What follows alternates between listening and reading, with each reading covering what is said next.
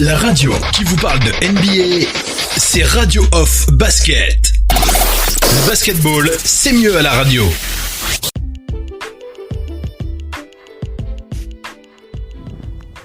Bienvenue les amis, comme je vous l'ai dit, on va enchaîner avec ce talk show.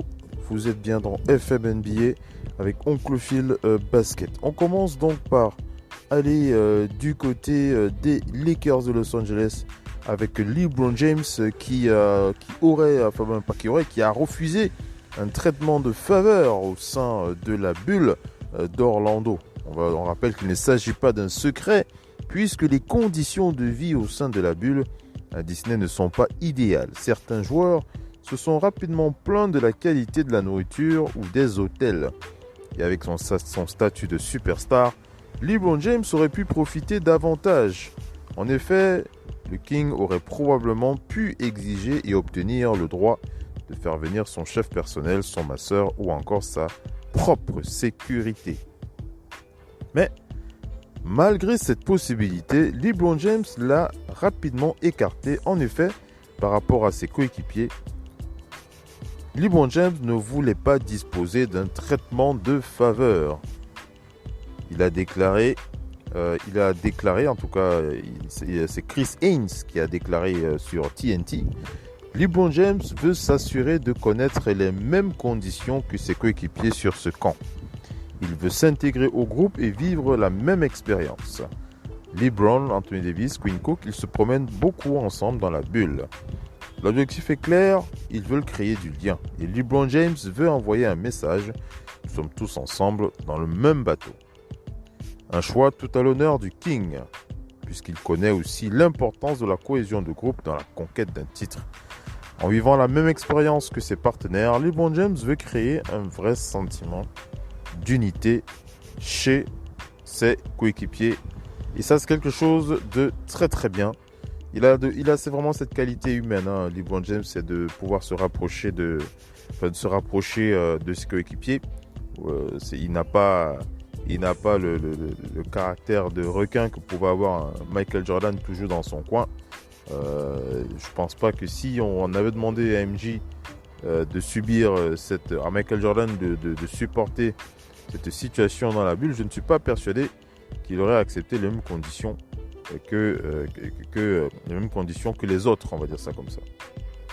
Je ne sais pas ce que vous en pensez, mais moi, je lui tire mon chapeau à LeBron James pour cette grandeur d'esprit qui va certainement porter ses fruits, puisque cela va permettre de rapprocher véritablement, de resserrer les relations, les liens avec les autres joueurs avec ses coéquipiers, on va dire ça comme ça. Allons du côté des Nets de Brooklyn avec Kevin Durant qui serait favorable à l'arrivée de Mark Jackson en tant que head coach des Nets de Brooklyn. On va rappeler que depuis le départ de Kenny Atkinson libéré de son contrat, c'est le flou sur le banc des Nets. Normalement, Jacques Vaughn ne devrait pas être amené à poursuivre à la tête de cette équipe. Mais qui pour occuper ce poste de head coach? Il ne s'agit pas d'un secret. Kyrie Irving et Kevin Durant devraient jouer un grand rôle dans la décision des dirigeants. Les deux superstars sont au centre du projet des Nets et ils ont donc un poids dans cette réflexion. Mais à quel point? Car d'après une analyse du journaliste ESPN Brian Windhorst, Kevin Durant pousse dans les coulisses pour un nom, à savoir celui de Mark Jackson. Toujours libre depuis la fin de son aventure avec les Warriors de Golden State, c'était en 2014 pour ceux qui s'en souviennent. Mark Jackson dispose d'un très fort caractère. Depuis les années, il se retrouve plutôt boudé par les franchises en raison de sa personnalité. Peut-il vraiment séduire Kevin Durant puis Kyrie Irving? Pour l'instant, il s'agit d'une folle rumeur. En effet, cette analyse de Windhorst repose uniquement sur les récents propos positifs de l'agent de Kevin Durant, Rich Kleiman, sur Jackson sur les réseaux sociaux. C'est assez léger et même si Kevin Durant a l'habitude de faire passer des messages via Twitter, il va en falloir plus pour envoyer Mark Jackson sur le banc des Nets. Je crois que je suis totalement d'accord avec cette analyse de fin d'article, notamment puisqu'il précise bien que Mark Jackson n'est pas un tendre dans sa manière de coacher. C'est quelqu'un qui a une opinion, une très haute estime de ce qu'il estime être important dans le coaching. Et je ne pense pas qu'il fera... c'est pas le genre à faire à livrer... c'est pas le genre à livrer... à se coucher, on va dire ça comme ça, devant le superstar de l'équipe. Il a plutôt le caractère d'un homme, d'un caractère bien trempé.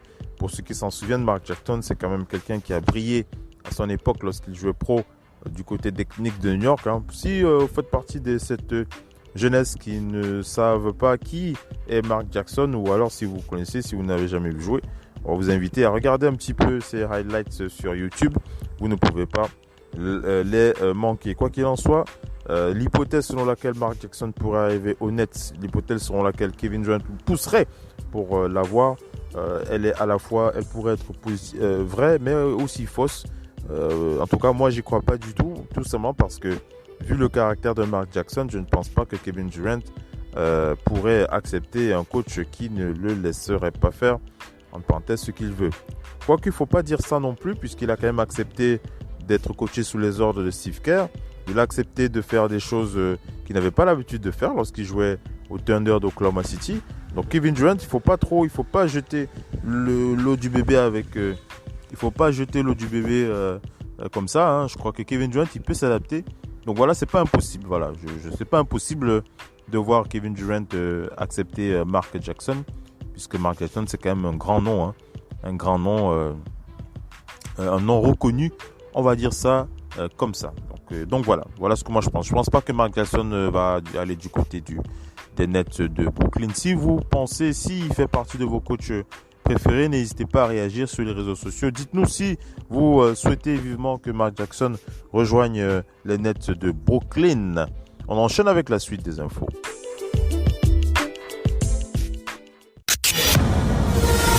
La radio qui vous parle de NBA, c'est Radio Off Basket. Le basketball, c'est mieux à la radio.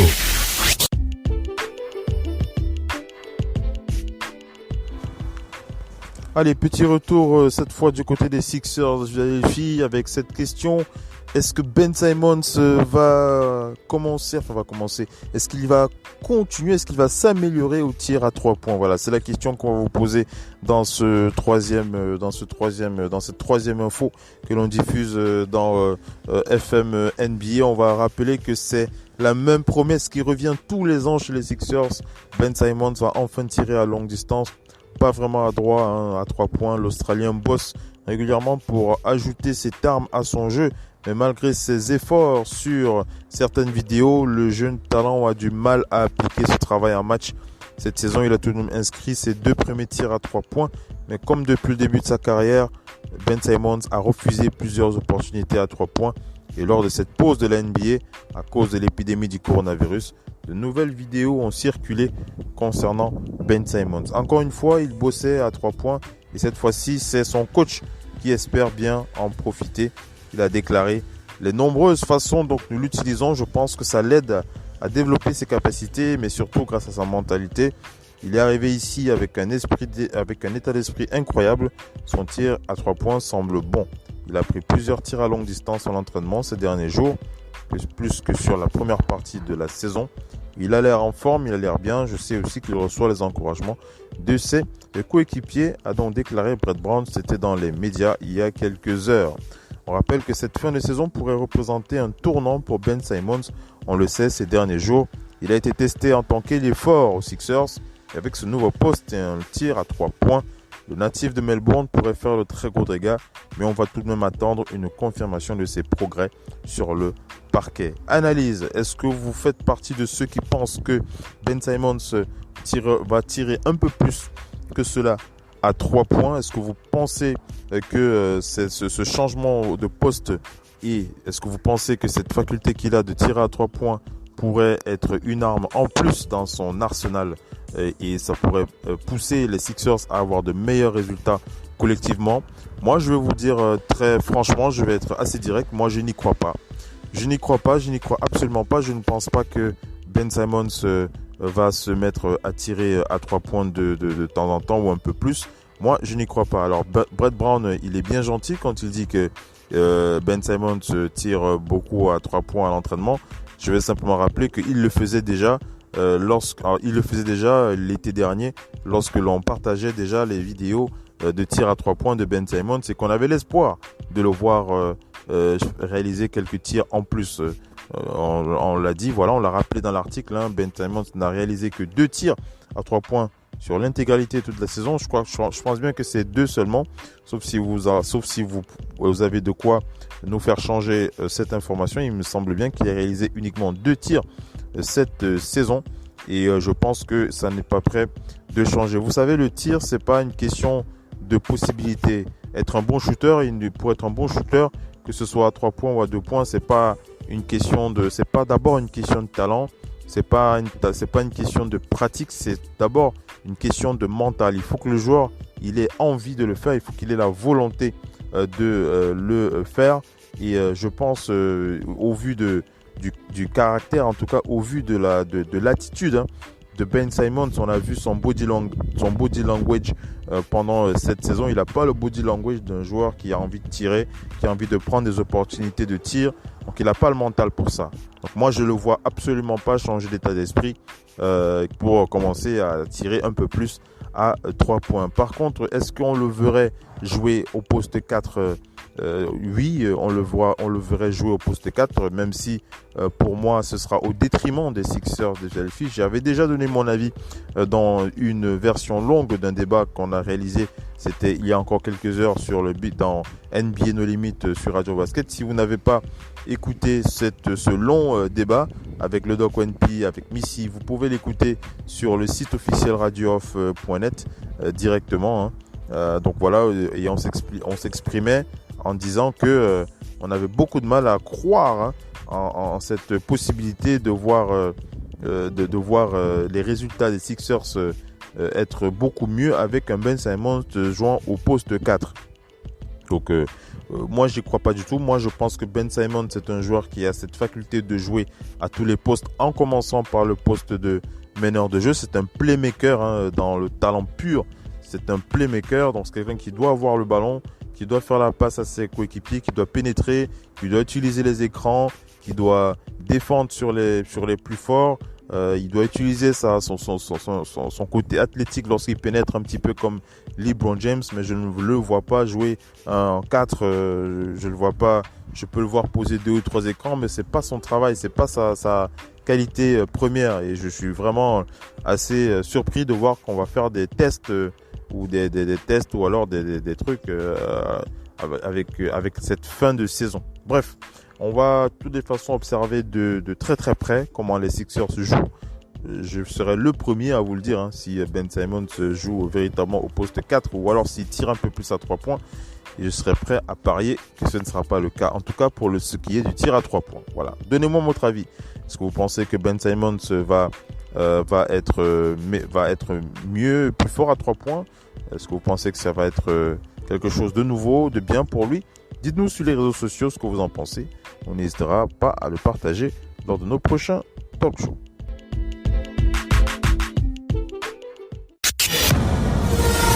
La radio qui vous parle de NBA, c'est Radio Off Basket. Le basketball, c'est mieux à la radio.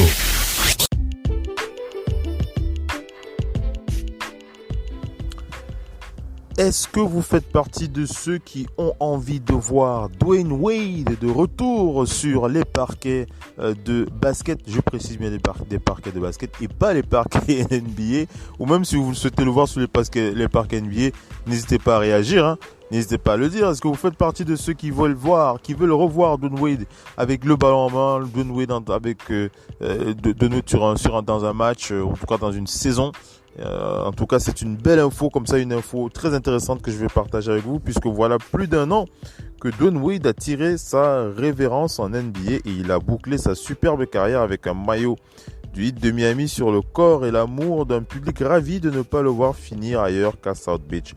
Depuis que Dwyane Wade a pris sa retraite, il est resté assez visible médiatiquement et on peut ainsi le voir fréquemment sur TNT dans un rôle de consultant qu'il apprivoise petit à petit. On l'a aussi vu très engagé en père moderne pour accompagner progressivement la volonté de son plus jeune fils d'entrer en transition. Cette présence ne change rien au fait que le terrain lui manque. Dwyane Wade a envie de jouer au basket. Dans un tweet, il y a quelques jours, le futur membre du Hall of Fame s'était enthousiasmé en parlant du Big Three, la ligue du Big Three ou encore du tournoi TBT, en louant la camaraderie et le niveau de jeu. Son fils aîné, Zahir, qui espère toujours devenir pro malgré un parcours plus tortueux que celui de son ami Bronny James, n'a pas manqué de remarquer que le manque de compétition titillait véritablement son paternel. Il avait déclaré « Zahir, on s'entraîne à la salle tous les jours pour une raison, alors pourquoi pas ?» avait déclaré le fils de Dwyane Wade. Dwyane Wade avait rajouté « Je ne sais pas si de plus en plus de gars se mettront à jouer dans ces ligues, mais avoir des plateformes comme le Big Three ou alors le TBT est clairement intriguant et ça a l'air sympa d'en faire partie. La camaraderie et l'esprit d'équipe dans le vestiaire sont clairement ce qui me manque le plus dans le sport, donc tout est possible. » Cet article rappelle qu'il y a peu de chances que Dwyane Wade tente un comeback en NBA. Sa fin de carrière a été celle qu'il souhaitait. Il faudrait une opportunité particulière et l'assurance qu'il soit en assez bonne forme physique et technique pour le faire. Il est en revanche plus que probable qu'on le voit rapidement dans un Big Three, ce qui serait un boost énorme pour un championnat qui a un tout petit peu du mal à attirer des très grands noms malgré le spectacle assez intéressant proposé. Voilà la fin de cet article. Est-ce que vous faites partie de ceux qui ont envie de voir Dwyane Wade sur les parcs NBA? Vous voulez le voir de retour? Dites-le moi sur les réseaux sociaux. Le retour de Dwyane Wade, ça pourrait se faire du côté du Big Three ou alors du côté du TBT. Alors, moi, je pense véritablement que Dwyane Wade pourrait faire ce retour du côté du Big Three. Il est capable de le faire. Dwyane Wade a envie de rejouer au basket, ça se sent. Et Ice Cube serait ravi, il serait véritablement ravi d'accueillir Dwyane Wade dans le Big Three. Moi-même, on rappelle que ce tournoi-là, au début, lorsque le Big Three a été lancé, il y avait une forte attractivité, puisque nous-mêmes, sur le parquet de la radio, on a fait quelques émissions d'ailleurs pour parler de l'actualité de cette compétition. Mais après, les choses se sont un petit peu endormies et je le confesse moi-même, j'ai malheureusement de plus en plus laissé mon regard sur cette compétition que je regarde plutôt de loin sur les réseaux sociaux. Je ne sais pas si vous faites partie de ceux qui regardent le Big Three avec insistance. Dites-nous sur les réseaux sociaux, dites-nous sur WhatsApp si vous regardez le Big Three. Est-ce que vous vous intéressez aux stars aux joueurs de ce championnat? Est-ce que vous regardez ce qui s'y passe? Moi, la dernière fois que j'ai vu le Big Three, c'est quand j'ai vu Joe Johnson dans les quelques highlights qui circulent sur les réseaux sociaux. Donc, si vous souhaitez voir Dwyane Wade de retour, pourquoi pas dans le Big Three, n'hésitez pas à me le dire. Je ne sais pas, il n'a pas officiellement déclaré qu'il reviendrait, mais ce serait quelque chose d'intéressant à suivre. Voilà pour cette info avec Dwyane Wade.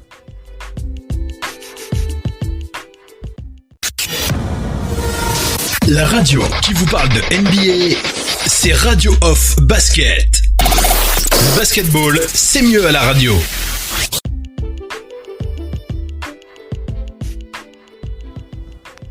On enchaîne avec FMNBA. On va aller du côté du Jazz d'Utah avec cette envie de Donovan Mitchell de passer un cap. On va analyser ça et puis je vais vous donner mon avis là-dessus. On rappelle donc qu'avec Bojan Bogdanovic qui est forfait pour la reprise à Orlando, le Jazz se prépare à vivre une fin de saison quand même compliquée sans l'un de ses meilleurs éléments offensifs, quand même avec 20,2 points de moyenne pour Bojan Bogdanovic. Ainsi, pour espérer aller loin, les hommes de Quinn Snyder devront notamment compter sur Donovan Mitchell au top de sa forme et c'est une bonne nouvelle pour eux puisque Donovan Mitchell est prêt.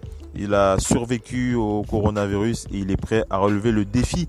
Il sait déjà ce sur quoi il doit se concentrer pour aider ses coéquipiers dans les prochaines semaines. Il a déclaré sur ESPN « Je dois devenir un meilleur passeur et être plus altruiste. Je pense réussir à pénétrer dans la raquette pour prendre certains tirs, mais je pense également être capable de bien trouver mes coéquipiers. surtout qu'avec l'absence de Bojan, nous allons avoir besoin de joueurs pour prendre son relais. Je dois donc faciliter la tâche de mes coéquipiers, ce qui va ensuite me servir car cela va me faciliter la tâche. Et je pense que ça ne me servira pas que maintenant, mais ça me servira aussi pour le reste de ma carrière, puisque tout commence par moi. Avec quasiment 24 points, 4 rebonds et 4 passes de moyenne, Spida Mitchell signe actuellement le meilleur exercice de sa jeune carrière. Un exercice pourtant compliqué à bien des niveaux puisqu'il a été marqué par l'interruption de la saison et sa brouille avec Rudy Gobert ou encore les problèmes d'irrégularité de la franchise. On rappelle qu'ils sont à 41 victoires pour 23 défaites. À 23 ans, Donovan Mitchell est également devenu All-Star pour la première fois et de par son nouveau statut, il se sait désormais attendu par ses adversaires. À ce sens, il souhaite éviter de se reposer sur ses acquis pour ne surtout pas plafonner dans sa progression jusqu'à présent incessante. Alors je ne sais pas ce que vous en pensez. Est-ce que vous êtes d'accord avec Donovan Mitchell qui souhaite être un meilleur passeur? Il le dit avec l'absence de Bojan Bogdanovic. Il pense que le fait de faire plus de passes sera un atout de plus dans son jeu pour faire progresser le Jazz d'Utah. Moi, j'ai une autre vision des choses. J'ai envie de lui dire à Donovan Mitchell, Donovan, si tu veux progresser, essaye d'être un meilleur défenseur. Je pense véritablement que la défense est quelque chose de beaucoup plus prioritaire pour lui que de la passe décisive. Donovan Mitchell n'est pas, à mon sens, le meilleur titulaire de cette équipe. C'est un scoreur. Il a la facilité il a un potentiel offensif très intéressant. On rappelle, il est dans sa meilleure saison à ce jour. Je vous ai donné sa stat. 24 points, 4 rebonds et 4 passes de moyenne par match. Donc il réalise déjà 4 passes de moyenne par match. Avec l'absence de Bojan Bogdanovic, il est clair que les choses sa moyenne de passes pourrait baisser. Mais est-ce que c'est ça le véritable problème? Est-ce que c'est le fait de réaliser de bonnes passes qui ferait gagner le Jazz, qui le feront gagner un peu plus de matchs? Moi, j'ai des raisons d'en douter. Je pense véritablement que son statut doit passer par une meilleure compréhension de l'aspect défensif de son équipe. Je pense que si Donovan Mitchell s'attelle à être un très bon défenseur, en tout cas un leader défensif dans l'âme du Jazz d'Utah, ça fera certainement une grande différence. Voilà, dites-moi ce que vous en pensez sur les réseaux sociaux. Est-ce que vous préférez un Donovan Mitchell passeur ou un Donovan Mitchell défenseur? Voilà, ça c'est la question qu'on vous posera dans ce talk show. On attend votre réponse.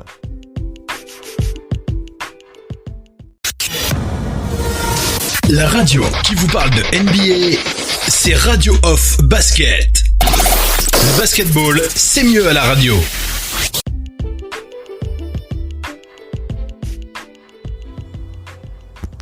Allez les amis, on va terminer cette session quotidienne FM NBA avec cette info qui va vous plaire si vous êtes fan des Rockets de Houston. Ça concerne James Harden. Voilà, on va partager ça avec vous. On rappelle qu'il est enfin arrivé donc dans la bulle à Disney après avoir pris du retard suite à un problème familial. C'est ce qui est dit officiellement. James Harden a donc retrouvé les parquets ce jeudi pour un premier entraînement. Visiblement, James Harden a bien travaillé durant les 4 mois de coupure puisque Ben McLemore a vu le bon vieux James. Il a déclaré il a l'air bien, il était rouillé 30 secondes. Ensuite, il était de retour. Je pensais qu'il fallait le faire monter en température, mais il a été capable de le faire avant. Je n'ai pas vu de différence. S'il a mal quelque part ou autre, ce vendredi, on ralentira. Pour l'instant, il est à fond. Il a l'air d'être prêt. Pour les Rockets, c'est une excellente nouvelle d'avoir le meilleur marqueur de la ligue. On rappelle 34,4 points de moyenne par match pour James Harden cette saison. Il ne manque plus que Russell Westbrook qui est actuellement touché par le coronavirus. Le monde sait très bien que j'adore jouer au basket. Je suis un compétiteur. Donc là, pendant les entraînements, on s'est cherché, on s'est poussé les uns les autres. J'ai fait du trash talking comme d'habitude pour motiver les gars. Quand Westbrook sera de retour et que l'effectif sera au complet et en bonne santé, on pourra se battre contre n'importe qui. Surtout que l'avantage du terrain a disparu dans la bulle de Disney World, a donc déclaré James Harden. Il a aussi rajouté, il n'y a pas de fans, donc c'est vous contre nous. Il va falloir trouver des solutions. Que vous soyez 4e, 5e ou 6e de la conférence, ça n'a pas d'importance. Pour nous, il s'agit d'être en forme, d'être certain de notre attaque et que notre défense fonctionne pour être tous sur la même longueur d'onde. Donc c'est rassurant de savoir que James Harden est en forme, qu'il est prêt à combattre, à se battre sur le parquet pour faire gagner son équipe. Ça fait plaisir à entendre. On n'a pas vu beaucoup d'images encore pour l'instant. Je crois qu'il y a une ou deux vidéos. On a diffusé une vidéo de l'arrivée de James Harden dans la bulle et on a diffusé aussi une vidéo de lui en train de réaliser quelques dunks. Donc vous pouvez retrouver ces vidéos sur la page Oncle Phil Basket. En tout cas, ça fait plaisir de savoir qu'il revient à son meilleur, en tout cas qu'il est en bonne santé déjà et qu'il est capable de jouer. Je ne sais pas ce qu'il en est du retour de Russell Westbrook. Pour l'instant, on n'a pas encore eu de retour. On le sait, il est en train de se soigner. Mais reviendra-t-il au top de sa forme ? Personne ne le sait. On est encore sûr de rien. Alors, une équipe des Rockets amputée d'un Russell Westbrook avec un système ultra small ball comme l'a mis Mike D'Antoni. Pour moi, ça va faire très mal aux Rockets de Houston. On aura bien entendu un James Harden capable de scorer 30 points par match. On rappelle qu'il est à 34 points par match. Il est toujours capable de réaliser 30 points par match. Mais est-ce que c'est ça qui va faire gagner les Rockets de Houston ? J'ai des raisons d'en douter. Et comme il l'a dit, les compteurs repartent à zéro puisque tout le monde jouera sur un terrain neutre. Est-ce que les Rockets sont les mieux armés pour enchaîner cette fin de saison amputée de Russell Westbrook ? Je pense que non. Mais dans le cas où Russell reviendrait le plus tôt possible et avec un état physique plutôt optimal, les données changeront et on pourra véritablement. En tout cas, moi je pense qu'il faudra être assez optimiste pour les Rockets. Tant que Russell n'est pas rentré, pour moi ce sera un peu compliqué pour cette équipe. Voilà un peu pour ma réaction. Je ne sais pas ce que vous en pensez. Est-ce que vous êtes impatient de voir James Harden les Rockets de Houston ? Je vous remercie d'avoir été connecté pour ce talk show. Je vous donne rendez-vous pour la prochaine édition. Ce sera sur les parquets de Radio avec Oncle Phil Basket. N'hésitez pas à écouter les talk shows version longue puisque nous avons 2 épisodes version longue qui ont été diffusés sur Radio Basket. Le premier, c'est le 3e épisode du format First Dance Toronto Raptors épisode 3. Émission réalisée en partenariat avec le média français Blabla Foot que vous trouverez sur Radio Off Basket. Et nous avons aussi réalisé un débat sur cette future position, en tout cas cette position de Ben Simmons au poste 4 qui travaille en ce moment avec Pat Brown et les Sixers de Philadelphie. Voilà, je vous dis merci d'avoir été connecté avec nous et je vous dis à bientôt sur les parquets de la Radio Off.